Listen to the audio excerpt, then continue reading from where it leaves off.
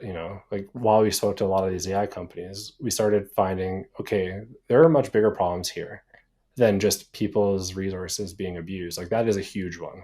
Don't get me wrong. But then there are other ones that have crazy downstream effects. Like, what if someone scrapes a data set and sells it to an AI company and tells them this data set came from these websites?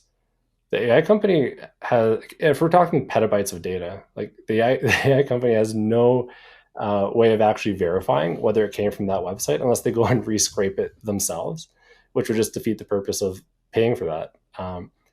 And we realized there's a huge incentive all of a sudden for people to poison these data sets. That you can introduce a tiny, tiny amount of bias. Like it doesn't take that many lines of data to be altered to introduce bias into a model. And then the knock-on effects of that bias can have huge, huge effects. Like if you have 100 million people that are using all kinds of models that were fine-tuned from one base model that was biased in a particular way that no one really noticed, you can all of a sudden change the trajectory of humanity, right?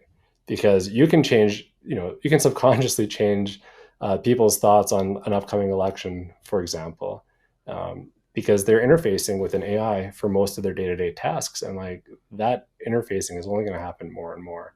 And we said, okay, there is a serious need to prove the origin of data, which led to some of our more like infrastructure focus as well.